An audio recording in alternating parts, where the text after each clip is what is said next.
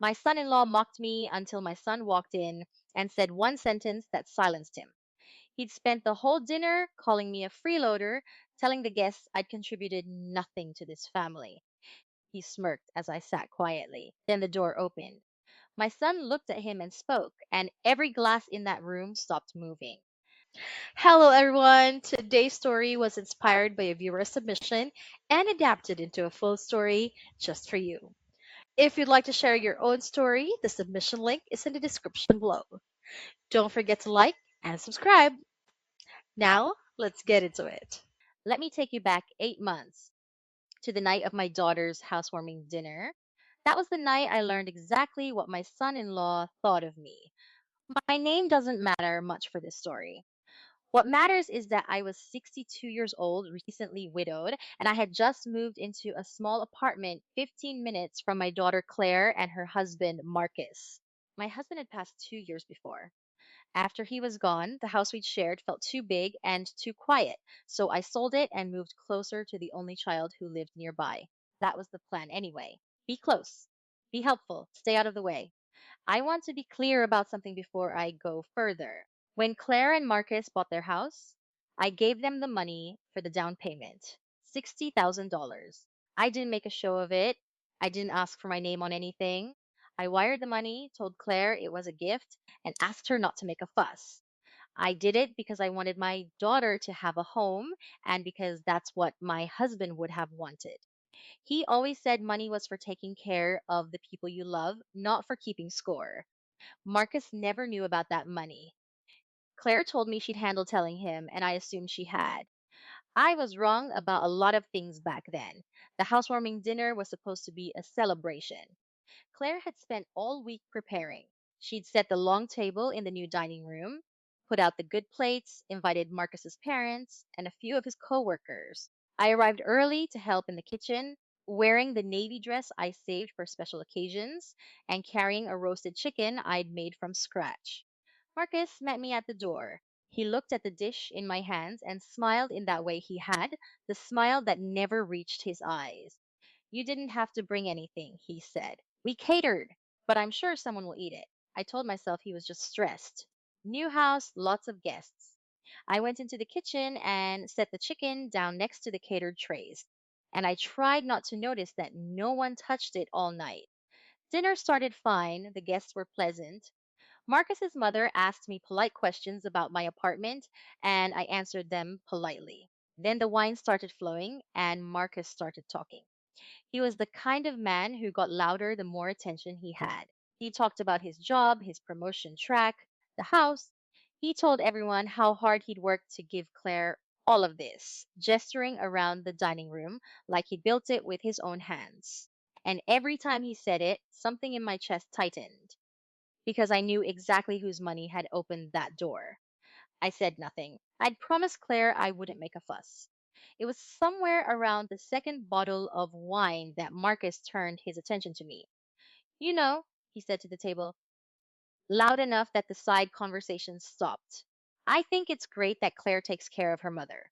Really, not everyone would do that. Some people would just let the old folks figure it out themselves. A few people chuckled, uncertain. Claire's smile went stiff. I mean, think about it, Marcus went on.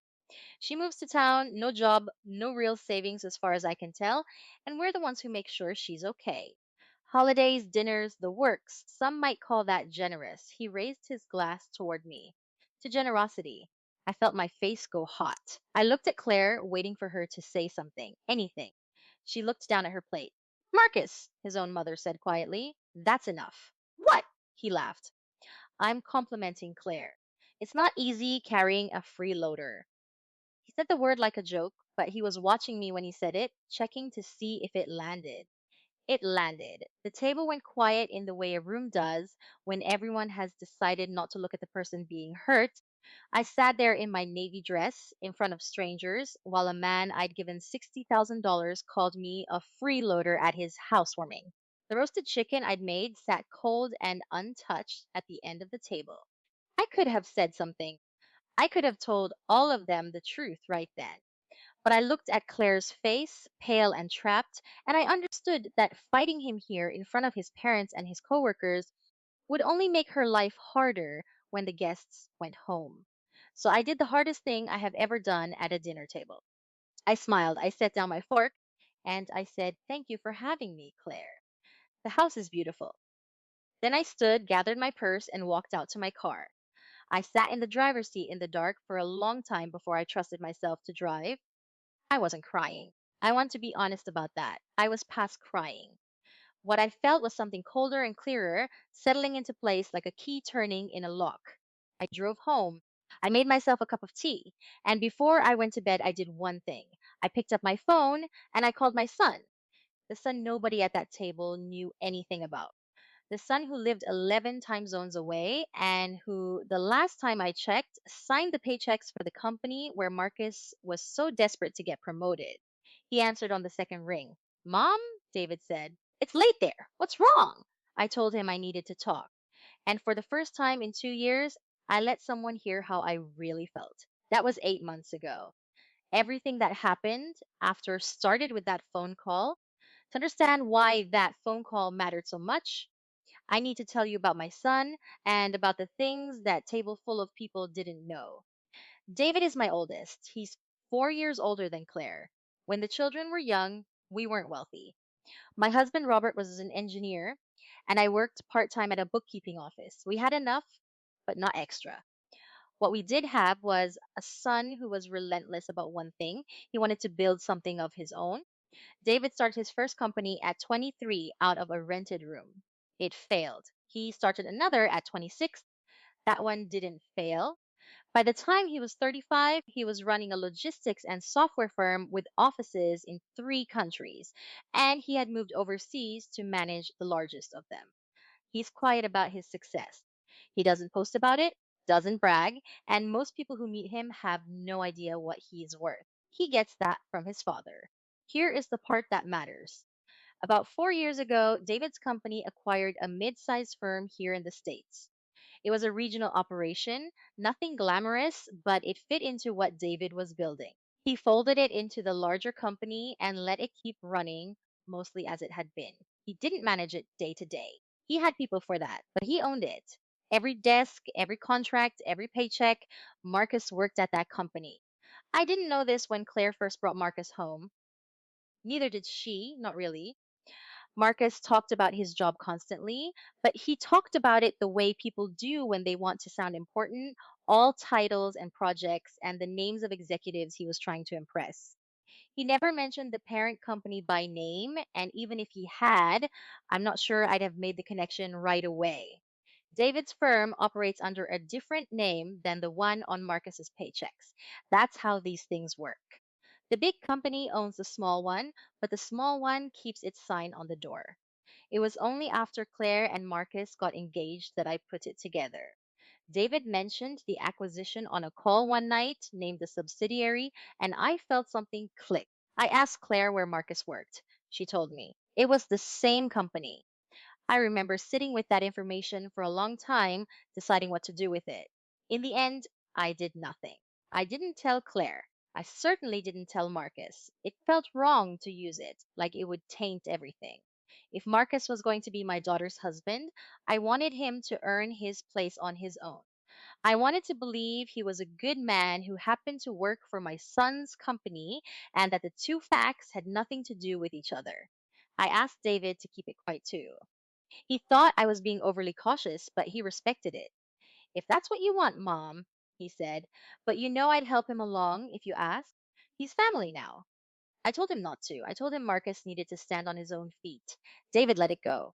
So for almost 2 years, I carried that secret.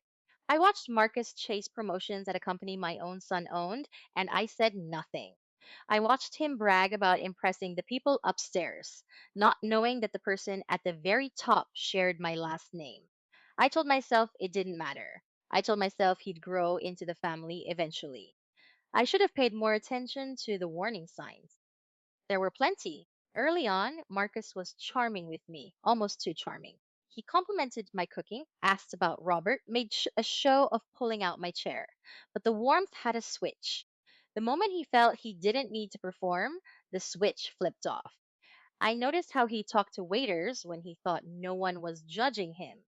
I noticed how he corrected Claire in front of others, small things, the way she pronounced a word or held her fork, always with a smile so he could claim he was joking.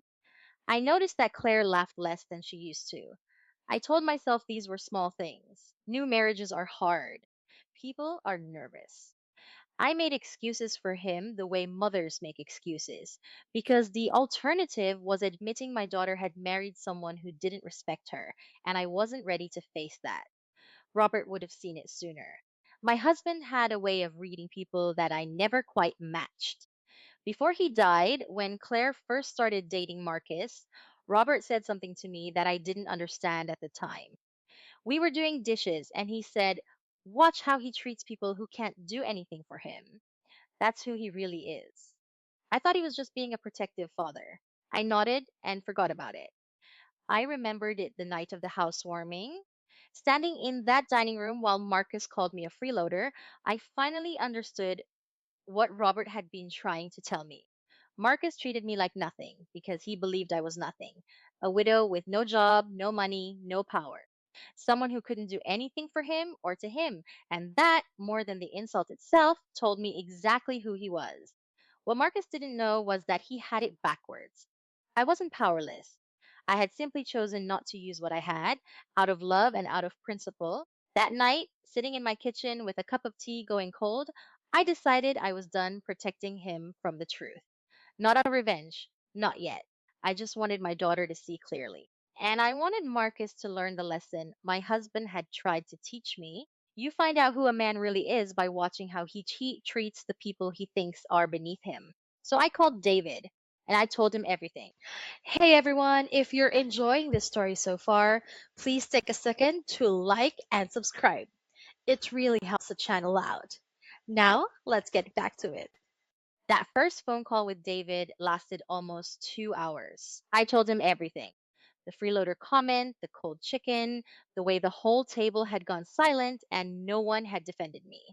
I told him about the months of small humiliations leading up to it, the things I'd been excusing for almost 2 years. I told him about Claire's face at that table, how she'd looked trapped and ashamed, and how she hadn't said a word. David listened without interrupting, which is something he learned from his father.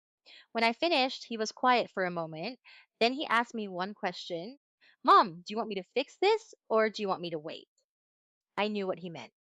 David could have ended Marcus's career with a single email.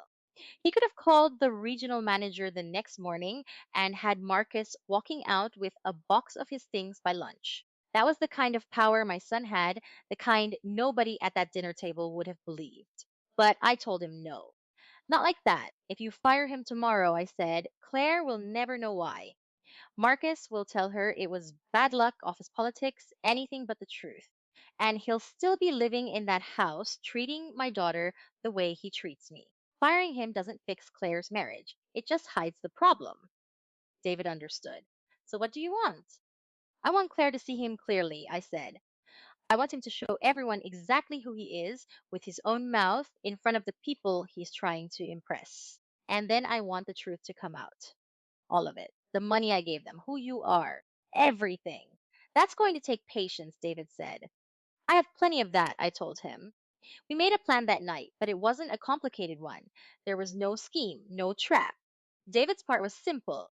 He had been meaning to visit the States for business anyway. The subsidiary where Marcus worked was due for a leadership review, and David decided he would handle that review in person rather than through his regional team. He would come in quietly as the owner, and he would see for himself how the company was run and who deserved what. My part was even simpler. I would keep doing what I'd been doing. I would stay quiet, stay gracious, and let Marcus keep digging. That last part turned out to be the hardest. In the weeks after the housewarming, Marcus got worse, not better. Getting away with the freeloader comment had emboldened him. No one had pushed back, so he took it as permission. He started saying things like that more often, always wrapped in a joke so he could claim innocence if anyone objected. At a family lunch a few weeks later, Claire mentioned she'd been feeling tired, and Marcus said, "Maybe your mom can come cook for us. She doesn't have anything else going on." Everyone laughed politely. I smiled and offered to make a lasagna. He'd meant it as a dig, but I refused to give him the reaction he wanted. He stopped inviting me to things. Claire would mention a dinner or a gathering after the fact, apologizing, saying Marcus had forgotten to tell me.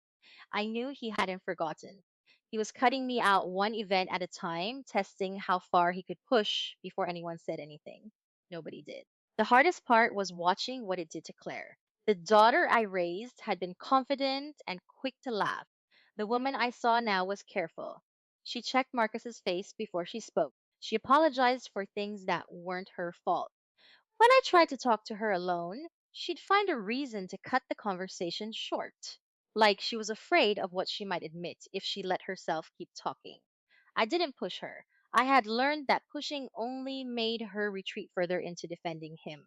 Instead, I just stayed present. I called. I sent her recipes. I told her I loved her and left the door open.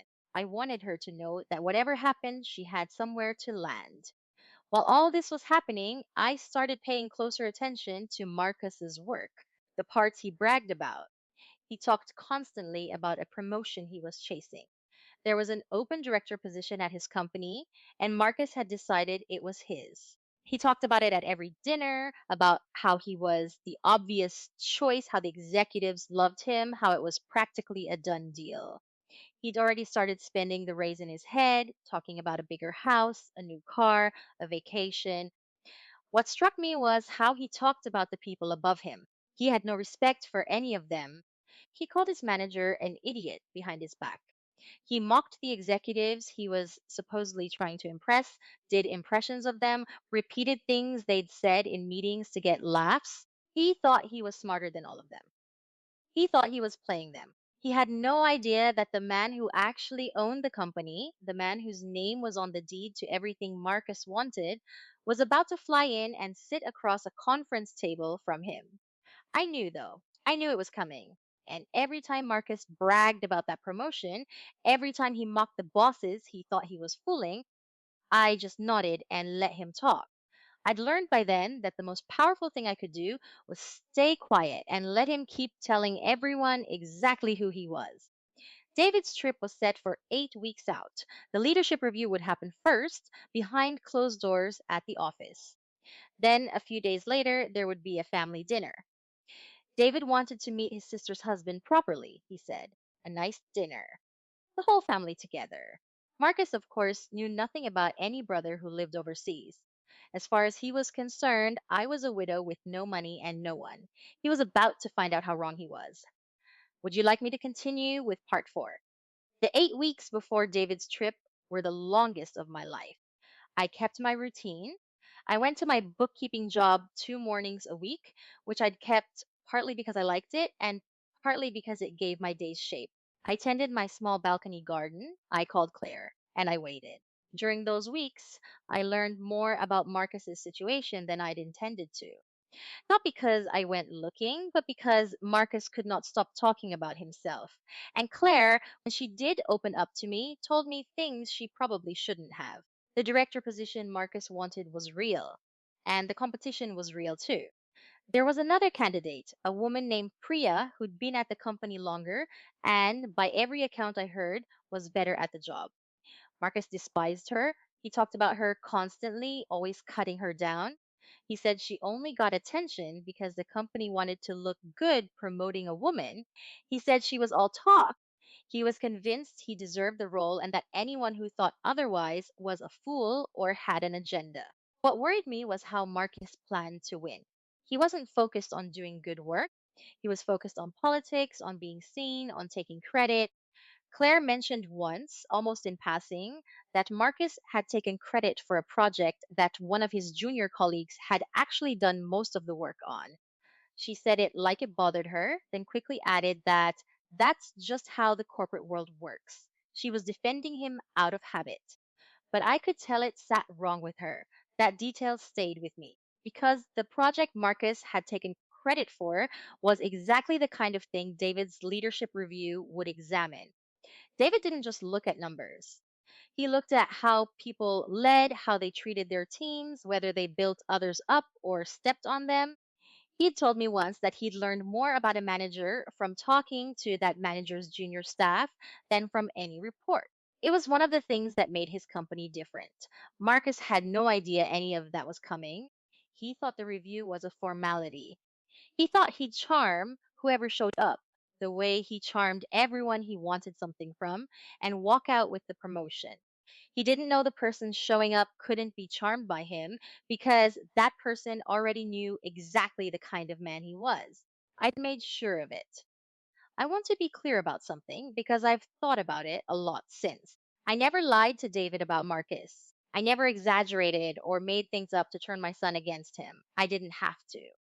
I just told David the truth about what I'd seen, and I let Marcus's own actions fill in the rest. If Marcus had been a good manager who happened to be rude to his mother in law at one dinner, the review would have shown that. David was fair. He didn't fire people for being unpleasant at parties. He cared about how they did their jobs. But everything I learned in those 8 weeks pointed the same direction. Marcus treated the people below him at work the same way he treated me. He took credit, he blamed others, he mocked anyone he didn't need to impress. The freeloader comment at the housewarming wasn't a one time thing. It was just the version of him I happened to see. The people who worked under him saw it every day. About 3 weeks before David's trip, something happened that hardened my resolve. Claire's birthday came around. I'd planned to take her to lunch, just the two of us.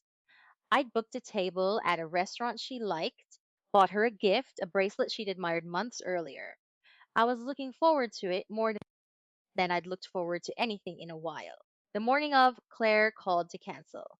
She sounded strange on the phone, careful. She said something had come up, that she and Marcus had plans. I asked if everything was okay. She said yes, of course, and got off the phone quickly. I found out later from a photo Claire posted that Marcus had taken her out with his own friends for her birthday. There was no room in the plan for me. He'd scheduled over our lunch on purpose, or at least without a second thought. My daughter's birthday, and I wasn't allowed to be part of it. I sat with the bracelet in its box on my kitchen table for a long time that day. I won't pretend it didn't hurt. It did. But underneath the hurt was that same cold clarity I'd felt at the housewarming. This wasn't going to stop on its own. Marcus wasn't going to wake up one day and become a kinder man. He was going to keep cutting me out, keep wearing my daughter down until there was nothing of the old Claire left. I called David that night. I didn't ask him to do anything. I just told him about the birthday. He was quiet for a while, and then he said, 3 more weeks, Mom. Let me see it all with my own eyes. Then we'll set things right. I trusted him. David had never been a vengeful person. If anything, he was too patient, too willing to give people the benefit of the doubt. The fact that he was now counting down the days told me he understood how serious this had become. In the meantime, I did one more thing. I gathered my own records: the wire transfer for the down payment, the bank statements showing the $60,000 leaving my account and landing in theirs, the emails where Claire thanked me, not because I planned to wave them in anyone's face, but because I wanted the truth to be undeniable when the time came. Marcus had built his version of me on the idea that I had nothing and had given nothing. I wanted to be able to prove, in black and white, exactly how wrong that was. 3 weeks. That was all that stood between that quiet kitchen and the night everything changed. The 3 weeks passed slowly, and then David landed. He flew in on a Sunday. I picked him up at the airport myself, and when I saw him come through the doors with his bag over his shoulder, looking tired from the long flight, I felt something I hadn't felt in a long time. I felt like I had backup. For 2 years, I'd been facing all of this alone, making excuses, swallowing insults, protecting everyone but myself. Now my son was here. We had dinner that first night at my apartment, just the two of us. I made the roasted chicken, the same dish that had sat cold and untouched at the housewarming. David ate 2 helpings and told me it was the best thing he'd had in months. Such a small thing, but it meant more to me than I can say. We talked for hours. I told him the rest of it, the details I'd left out on our calls. He told me about the company, about what he'd already learned from the reports his team had sent ahead of the review. He didn't share everything, and I didn't ask. But he said one thing that stayed with me. He said, Mom, from what I'm seeing on paper, the review isn't going to be kind to Marcus, and it has nothing to do with you. He's not good at this job. He's good at making people think he is. Those are different things. The leadership review was scheduled for Tuesday. David went into the office as the owner, sat down with the regional managers, and spent 2 days going through everything. He met with staff at every level. He looked at the projects, the numbers, and most importantly, he talked to the people who worked under Marcus. I wasn't there, obviously, but David told me about it afterward, and Claire later filled in pieces she'd heard from Marcus's side. What David found confirmed everything. The junior colleague whose project Marcus had taken credit for was real, and several people mentioned it independently without being prompted. Marcus's team didn't trust him. They described a manager who took the credit and spread the blame. The numbers Marcus bragged about turned out to belong mostly to other people's work. And Priya, the colleague Marcus had spent months running down, impressed everyone David's team spoke to. Marcus had no idea who David was during any of this. To Marcus, David was just some executive from the parent company who'd flown in for the review. Marcus had reportedly spent those 2 days in full performance mode, trying to charm the visitor, dropping into conversations he wasn't part of, name dropping, doing everything he could to be seen. He had no idea he was performing for the one man on earth who already knew exactly who he was and who happened to be his wife's brother. David didn't reveal himself at the office. That wasn't the plan. The plan was for the truth to come out at the family dinner where Claire could see it too. The review was about the company, the dinner was about the family. David kept them separate the way he kept most things separate, with a discipline I've always admired. Between the review and the dinner, there was a gap of 3 days. And in those 3 days, something happened that I hadn't planned for. Claire came to see me alone. She showed up at my apartment on a Thursday afternoon without calling first, which she never did. When I opened the door, I could see she'd been crying. I brought her in, sat her down, made tea. For a long time, she didn't say anything. Then it came out, slowly at first, and then all at once. She told me she knew something was wrong with her marriage. She told me she'd watched Marcus treat me badly for 2 years and hated herself for never saying anything. She said she'd been scared, scared of his reaction, scared of being alone, scared of admitting she'd made a mistake.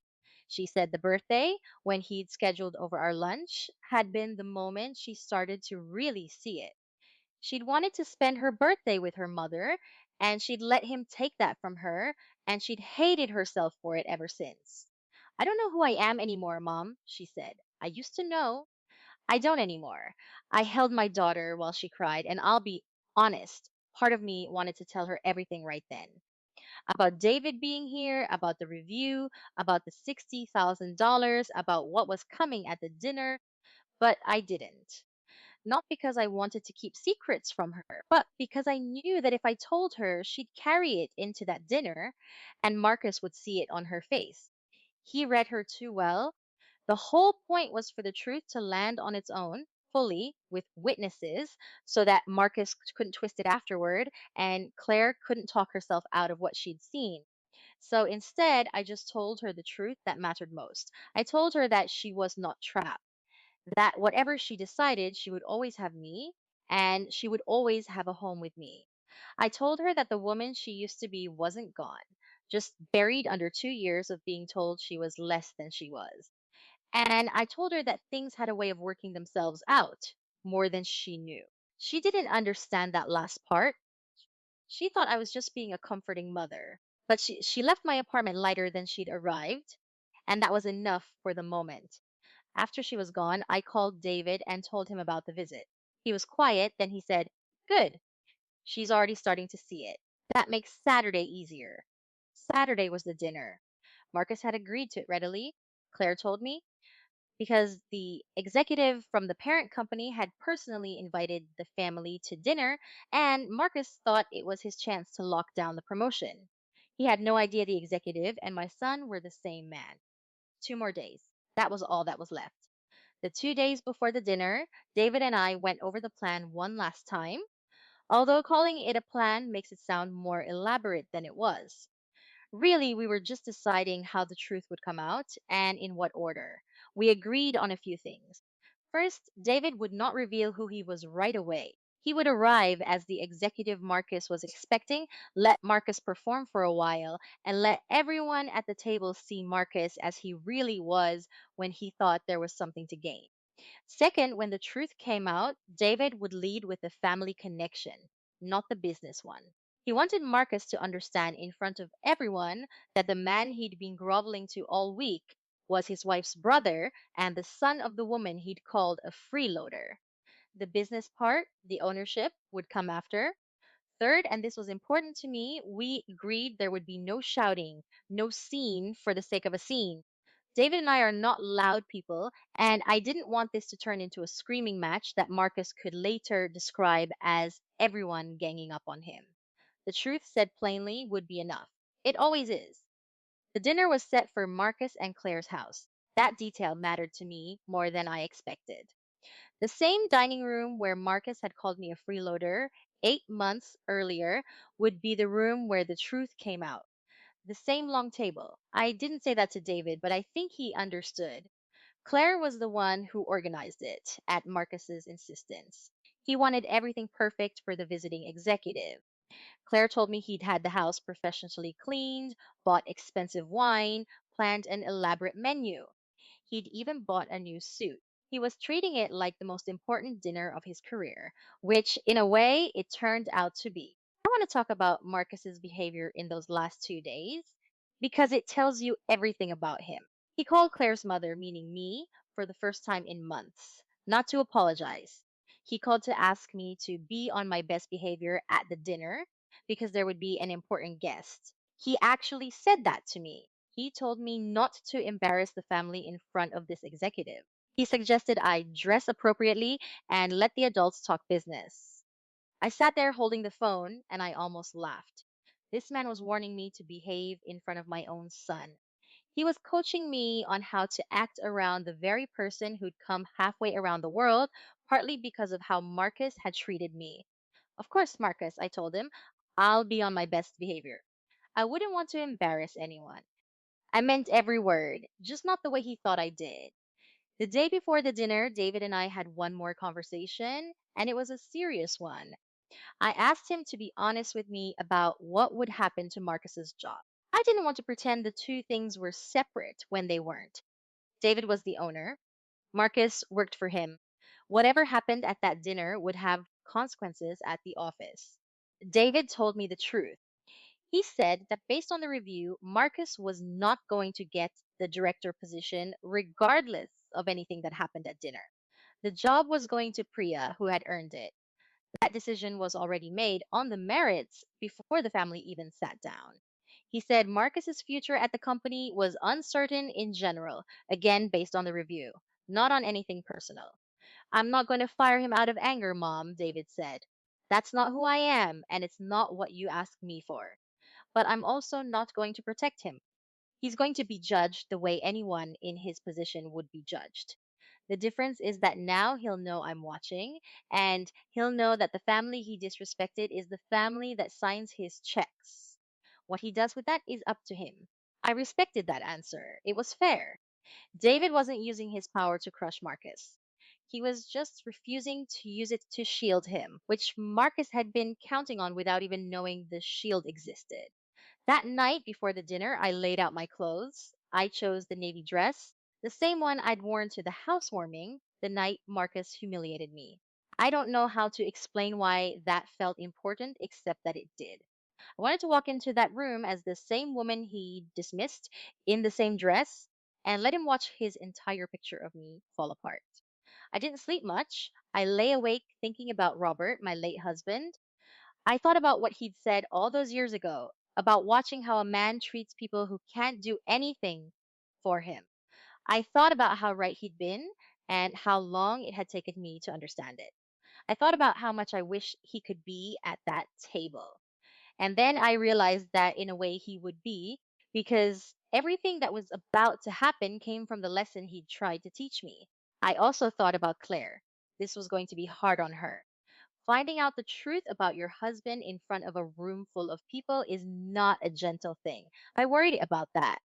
But I decided that a hard truth was better than a comfortable lie, and that my daughter deserved to see clearly, even if seeing clearly hurt. The morning of the dinner, David called me early. You ready, Mom? He asked. I told him I'd been ready for 8 months. Then let's go have dinner, he said. I put on the navy dress. I made the roasted chicken, the same dish, and I packed it carefully to bring with me. If Marcus wanted everything perfect for his important guest, then his important guest was going to eat his mother's cooking, whether Marcus liked it or not. I drove to my daughter's house and I parked in the same spot where I'd sat crying 8 months before. This time, I wasn't crying. I picked up the chicken, checked my reflection in the mirror, and walked up to the door. It was time. Marcus opened the door himself. He was wearing the new suit. He looked at me, then down at the dish in my hands, and his face tightened. You brought food, he said. I told you we have it catered. We have an important guest tonight. I know, I said. I just wanted to contribute something. He stepped aside to let me in, but I could see he was annoyed. He took the dish from me, and I watched him carry it straight to the kitchen and set it on the counter, away from the dining table, the same way he had 8 months earlier. Some things don't change, at least not yet. The house was immaculate. Claire had outdone herself, or rather, Marcus had pushed her too. The dining table was set with the good china, fresh flowers, candles, the expensive wine Marcus had bought standing ready. He'd invited his parents again and a couple of his coworkers, the same crowd from the housewarming, the people he most wanted to impress. Claire came out of the kitchen and hugged me. She held on a little longer than usual. I could feel how nervous she was. She whispered, Marcus is really wound up about this guest. Just please, let's get through tonight. I squeezed her hand and told her it would be fine. She didn't know how fine. The guests arrived over the next half hour. Marcus's parents greeted me politely but distantly. His coworker shook my hand and forgot my name immediately. I sat in a chair near the window, the way I'd been trained to over the past 2 years, off to the side, out of the way. Marcus didn't introduce me to anyone properly. I was just the mother in law, the woman who didn't matter. I watched Marcus work the room. He was at his most charming, refilling glasses, telling stories, building himself up. He kept checking his watch and glancing at the door. He was waiting for the important guest, the executive who held his future. Every few minutes, he'd mention him. He flew in from overseas. He runs the whole parent operation. This dinner could change everything for us. He said us, but he meant himself. At one point, his mother asked who exactly the guest was. Marcus said he didn't know all the details, just that he was high up, very high up, and that getting FaceTime with him outside the office was a huge opportunity. You don't get invited to dinner by someone like that unless they see something in you, he said. He actually believed the invitation was about his potential. He had no idea the invitation had been arranged so that the family could watch the truth come out. I sat quietly and let him talk. I'd gotten very good at sitting quietly. Then, because he had an audience and he could not help himself, Marcus turned the conversation to me. I'd known he would, it was a pattern by now. Of course, not everyone here understands business at this level, he said with a glance in my direction and a little laugh to soften it. My mother in law, for instance, bless her, she does bookkeeping a couple mornings a week, sweet woman, but this kind of thing is a little over her head. A few of the coworkers chuckled. His mother gave him a look, but said nothing. Claire's face went tight the way it always did, but she didn't speak either. I smiled. You're probably right, Marcus, I said. I'll just listen. He took that as a win. He always did. He puffed up a little and went back to his stories. I want you to understand what I was feeling in that moment. It wasn't anger, exactly. The anger had burned down to something steadier over those 8 months. What I felt was patience, the deep patience of someone who knows how the story ends and only has to wait for everyone else to catch up. Marcus was up there building himself taller and taller, brick by brick, and he had no idea that he was building it all on a foundation that was about to be pulled out from under him. Dinner was served. We sat at the long table, the same table. Marcus put me at the far end, away from where the guest of honor would sit. He seated himself at the head naturally, with the empty place of honor to his right. He'd thought about every detail of how to present himself. He'd thought about everything except the truth. The catered food came out. My roasted chicken stayed in the kitchen, ignored, exactly as Marcus intended. Claire kept glancing at the door. So did Marcus. The conversation went on, polite and shallow, everyone waiting for the important arrival that would make the evening matter. And then, finally, the doorbell rang. The whole table went still. Marcus shot up from his chair so fast it scraped against the floor. He smoothed his jacket, ran a hand over his hair, and put on the biggest smile I'd ever seen on him. That's him, he said to the table. Everyone, please, this is a big deal. Be on your best behavior. He looked directly at me when he said that last part. The same thing he'd said to me on the phone. I just folded my hands in my lap and waited. Marcus practically jogged to the door. I heard him open it. I heard his voice go up an octave into that performing tone he used when he wanted something. Sir, welcome, welcome. Thank you so much for coming. Please come in. It's such an honor to have you in our home. And then I heard my son's voice, calm and even the voice I'd known his whole life. Thank you for having me, David said. Although I should mention, I'm not really here as your boss tonight. There was a pause. I could picture Marcus's confused smile. David stepped into the dining room. He was wearing a simple dark suit, nothing flashy, the way he always dressed. His eyes found me first, and he gave me a small nod. Then he turned and looked at Claire, and his face softened in a way Marcus couldn't have understood. Marcus came in behind him, still smiling, still not understanding, looking back and forth between his important guest and his wife and his freeloader mother in law, trying to work out why the most important man in his career was looking at them like that. The room was completely silent. David set his hand on the back of an empty chair, looked directly at Marcus, and said the one sentence that silenced him. That woman you've been calling a freeloader, David said, looking straight at Marcus, is my mother. The room did not just go quiet. It went still in a way I'd never seen a room go still. The candles flickered. Nobody moved. Marcus's smile stayed frozen on his face for a second longer, the way a smile does when the brain hasn't caught up yet, and then it slid off. I'm sorry, Marcus said. I think there's been some confusion. My mother in law, she's. He gestured vaguely toward me, still trying to make the pieces fit. You're here for the company, the review. I don't.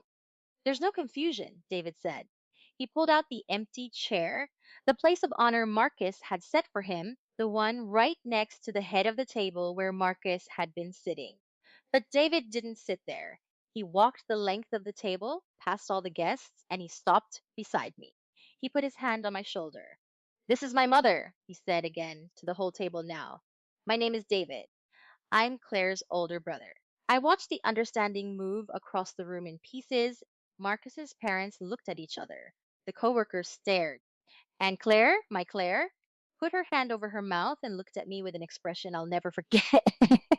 Somewhere between shock and something that looked almost like relief.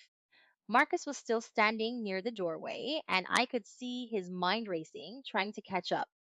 Claire's brother, he repeated. Claire never mentioned you live overseas. You're.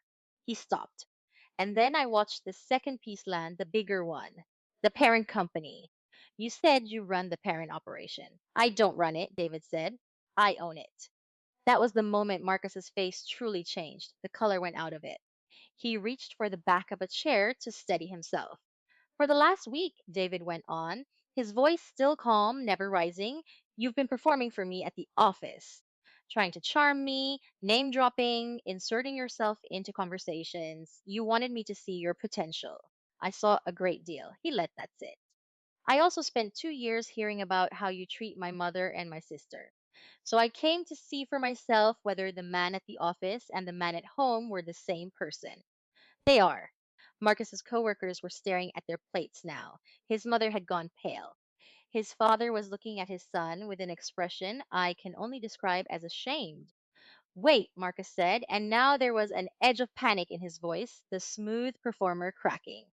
Wait, this isn't, you can't just, that's a conflict of interest. You being related to, this is, you can't make decisions about my job based on, I haven't made any decision about your job based on tonight, David said. I want to be very clear about that because it matters. The director position you've been telling everyone is yours, it's going to Priya. That decision was made on the leadership review, on the work, on how your team described you. It has nothing to do with my mother or this dinner.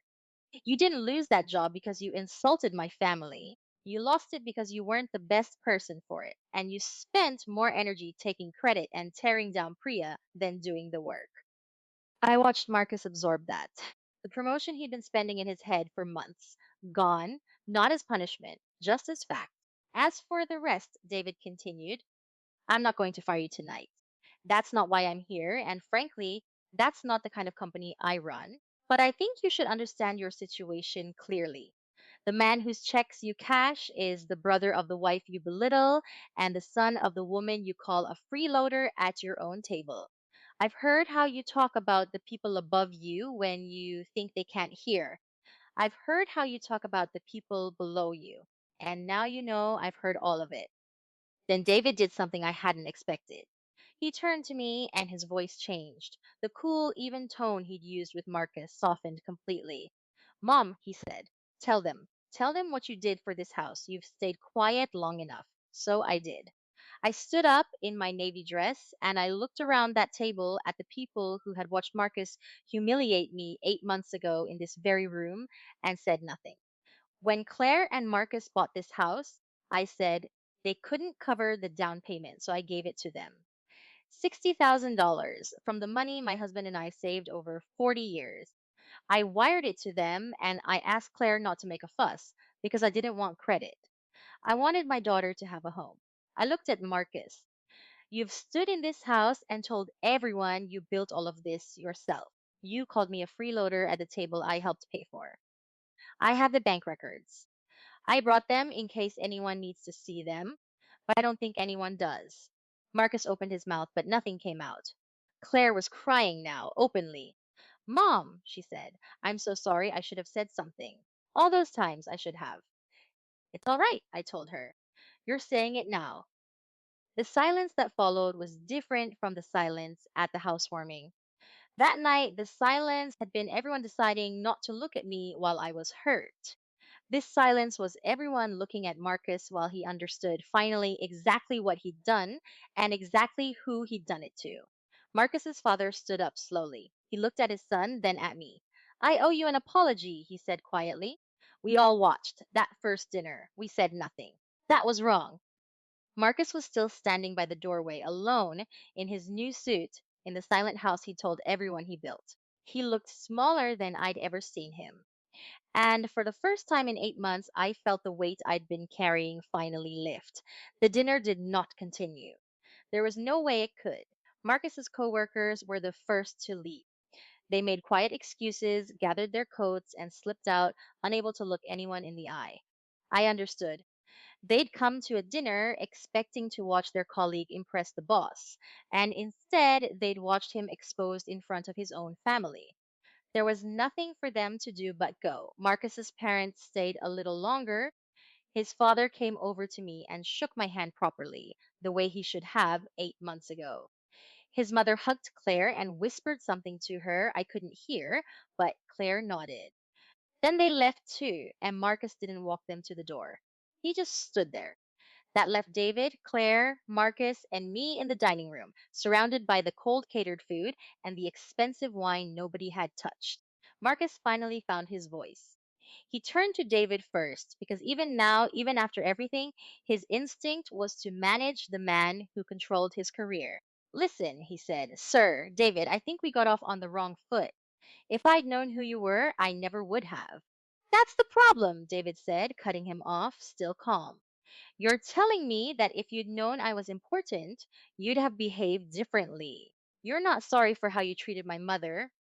You're sorry you didn't know she mattered. Those aren't the same thing. Marcus had no answer for that because it was true and everyone in the room knew it. He turned to Claire instead. Claire, honey, tell them. Tell them I'm not, that this is being blown out of proportion. The freeloader thing was a joke. You know it was a joke. And here is the moment I had been waiting 8 months for. Not David's sentence at the door, not the bank records. This. Claire stood up. She wiped her eyes and she looked at her husband and she said, "It wasn't a joke, Marcus. It was never a joke. You've been saying things like that for 2 years, and every time I told myself it was a joke because I was too scared to admit it wasn't. My mother gave us this house. She gave us everything. And you made her sit in the corner like she was nothing. And I let you." Her voice broke, but she kept going. "I'm done letting you." Marcus stared at her. "You don't mean that. You're upset. We'll talk about this when everyone's gone." "No," Claire said. "We won't, because I want you to go tonight." I have to tell you, I hadn't planned for this. I'd hoped Claire would see Marcus clearly. I'd hoped she'd find her voice. But I hadn't dared hope she'd find it this fast, this completely, in one night. I think the truth coming out all at once in front of everyone gave her something she hadn't been able to find alone. It made the thing she'd been afraid to say undeniable. There was no talking her way back out of it. The whole room had seen it. Marcus tried, though. He spent the next 20 minutes cycling through everything men like him try. He got defensive, then he got angry, then he tried to be charming, then he tried to make Claire feel guilty. He said she was overreacting. He said her family had humiliated him in his own home. He said he'd given her a good life. At one point, he turned to me and said, "You did this. You planned this whole thing to turn her against me." I looked at him and I told him the truth. "I didn't turn her against you, Marcus," I said. "I just stopped protecting you from what you are. For 2 years, I made excuses for you. I told myself you'd grow up. I stayed quiet so Claire's life would be easier. The only thing I did differently this time was stop hiding the truth. Everything that happened tonight, you did. I just stopped covering for it." David put a hand on my arm and then he spoke to Marcus once last time, and this time his voice did have an edge to it. "You should go," he said. "And about your job, I told you I wouldn't fire you out of anger, and I meant it. But understand this. I know exactly who you are now. You'll be evaluated fairly, like everyone, on your work. No favors because you married into the family, and no protection. If your work stands on its own, you'll be fine. From what I saw this week, that's your problem to solve, not mine. Now please leave my sister's house." It was a small but deliberate thing the way David said "my sister's house," not Marcus's house, not their house. My mother paid for it, my sister lives in it. Marcus heard it. Everyone heard it. Marcus left that night. He packed a bag, slammed a few doors, said some ugly things on his way out, and then he was gone. The house went quiet again, but it was a good quiet this time. When the door closed behind him, Claire sat down at the table and put her head in her hands. I sat beside her and held her. David started clearing the cold catered food without being asked, the way he'd helped me clean up after dinners his whole life. "I'm so sorry, Mom," Claire said again, "for all of it, for never standing up for you." "You don't have to be sorry," I told her. "You were scared. I understand being scared more than you know. What matters is what you do now." She lifted her head. "What do I do now?" "Now," I said, "we eat. Properly." I got up, went to the kitchen, and brought out the roasted chicken I'd made, the one Marcus had banished to the counter. I set it down in the middle of the table, in the place of honor. David came back in from the kitchen, saw the chicken on the table, and smiled. "Finally," he said. The three of us sat down together, my son, my daughter, and me, and we ate the meal I'd brought in the house I'd paid for at the table where I'd once been called a freeloader. And it was, without question, the best meal I'd had in years. That dinner was 8 months ago now. I want to tell you what happened after, because the night Marcus left wasn't the end of the story. It was the beginning of getting our lives back. The divorce went through faster than anyone expected. Marcus didn't fight it the way I thought he would. I believe he understood on some level that he had no ground to stand on. Claire had the bank records showing where the down payment came from. She had 2 years of witnesses to how he treated her and me. And she had a brother who owned the company Marcus depended on for his living. Marcus was many things, but he wasn't stupid enough to drag out a fight he couldn't win. He signed the papers and moved into an apartment across town. The house stayed with Claire. Given that my money had paid for the down payment and Claire's name was on everything, that was never really in question. Marcus tried, briefly, to claim he was owed a share, but his own lawyer apparently advised him to drop it. So my daughter kept her home. the home I'd wanted for her in the first place. As for Marcus's job, David kept his word exactly. He didn't fire him. Marcus was evaluated like everyone else on his work, and his work, without the credit he'd been stealing from others and without the politics he'd been playing, couldn't carry him. Within a few months, Marcus was managed out, not by David's hand, but by his own performance. He left the company. I heard later that he'd taken a lower position somewhere else. I don't think about him much anymore. He stopped being important to me the moment my daughter stopped being afraid. Priya got the director position, by the way. David told me she's doing well, that she was the right choice all along. I was glad to hear it. There was something fitting about the fact that the woman Marcus spent months running down ended up with the job he was certain belonged to him. The most important thing that happened, though, wasn't about Marcus at all. It was about Claire. In the months after the dinner, I watched my daughter come back to herself. It was slow at first. 2 years of being made small doesn't undo itself overnight, but it undid itself. She started laughing again, really laughing, the way she had before. She picked up old hobbies she'd let Marcus talk her out of. She started saying what she thought instead of checking someone's face first. One afternoon, she called me just to tell me about a book she was reading, and she talked for 20 minutes straight without apologizing once for taking up my time. I sat there with the phone against my ear and nearly cried because that was my Claire. She'd come home. We're closer now than we've been since she was a girl. She comes to my apartment for dinner twice a week. Sometimes she brings groceries and we cook together. We talk about everything the way we used to. She apologized again weeks later for not standing up for me, and I told her what I'll tell you now. I never needed an apology. I just needed my daughter back. And I got her. David stayed for 3 weeks before he had to fly home. They were three of the best weeks I'd had in years. Having both my children under the same sky, talking and laughing and arguing about small things, reminded me of when they were young and Robert was still alive. Before David left, he sat me down and told me something I'll always carry with me. He said, "Mom, you spent 2 years protecting everyone but yourself. Promise me you won't do that again. You matter too." I promised him I'd try. He flies back to visit more often now. The distance feels smaller than it used to. And he and Claire talk all the time, which they hadn't done much before. Whatever else came out of that terrible dinner, it gave my children back to each other. I still think about Robert, my husband, and what he tried to teach me all those years ago at the kitchen sink.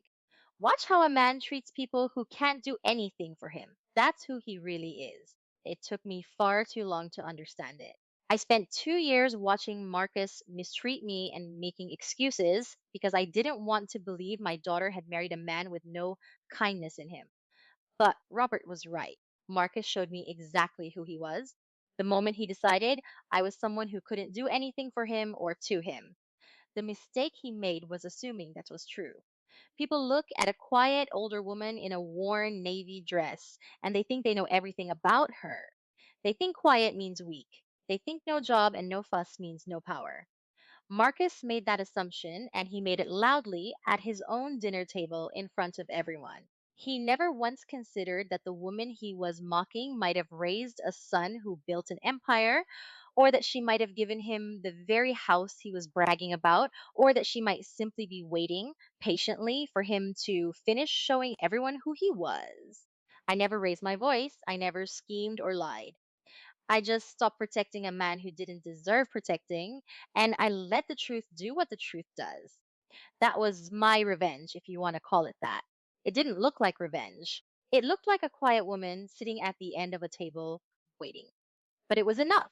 It got my daughter her life back, it got my family back together, and it gave a cruel man exactly what he'd earned, no more and no less. So if you ever find yourself underestimated, sat in the corner, called a freeloader at a table you paid for, I'll tell you what I learned. You don't always have to shout to be heard. Sometimes the most powerful thing you can do is stay quiet, keep your dignity, and wait for the truth to walk through the door. Mine walked in wearing a simple dark suit, and he called me his mother. If you enjoyed this video, please like and subscribe to the channel. See you in the next video.